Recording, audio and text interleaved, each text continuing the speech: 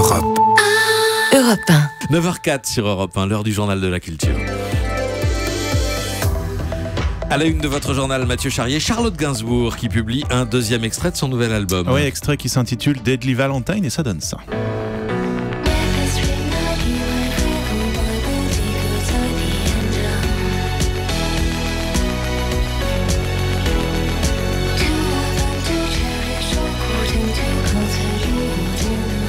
Julie, plus convaincue que par le premier extrait? Oui, plus, mais c'est dur est. à chanter. Hein. Ça manque de mélodie à retenir.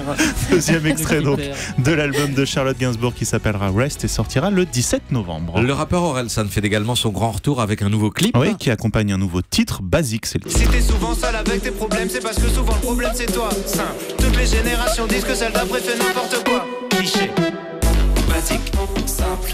Là, je ne questionne pas Julie. À 33 ans, le rappeur doit sortir un nouvel album solo le 20 octobre. Le clip lui a été tourné en Ukraine en long plan séquence. Vous le découvrez sur notre site europe1.fr. Très impressionnant le clip. Ouais, très beau. Il y aura bientôt une rue Lynn Renault à Las Vegas. Eh oui, Non. entre les rues Dean Martin et Frank Sinatra, figurez-vous, près de l'emblématique César Palace. C'est ce qu'a annoncé Stéphane Bern hier sur Europe 1 chez Philippe Vandel.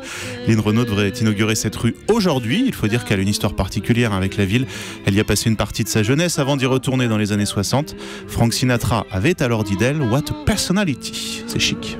Le cinéma à présent, le duo Toledano-Nakache sort bientôt son nouveau film et réfléchit déjà au suivant. Oui, l'excellent sens de la fête sortira le 4 octobre prochain. Nous recevrons le duo lundi dans Melting Pop. Avec Jean-Pierre Bacri. Avec Jean-Pierre Bacri et Jean-Paul Rouve et Gilles Lelouch notamment.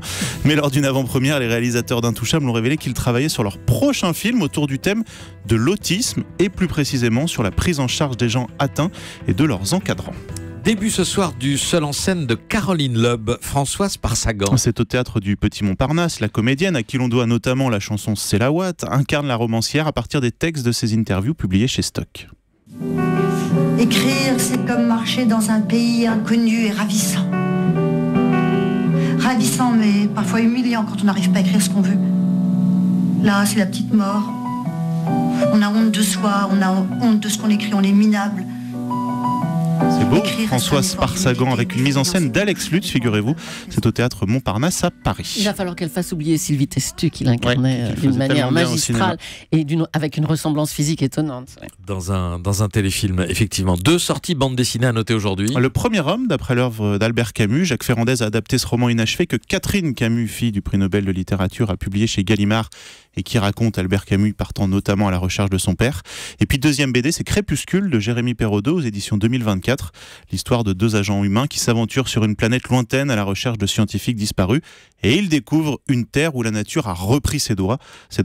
Une bonne BD de science-fiction. Enfin, le magazine Beaux-Arts fait peau neuve. Oui, avec une nouvelle formule pour le numéro d'octobre qui sort aujourd'hui. 400e numéro avec plus de pages, une partie lifestyle plus étoffée et notamment une nouvelle rubrique, les recettes de l'art du chef Alain Passard. À la une de cette nouvelle maquette, qu'est-ce que la beauté aujourd'hui? Et un sondage étonnant à la question, pensez-vous qu'une œuvre d'art doit forcément être belle? Pour la majorité des Français, figurez-vous que c'est non à 58%.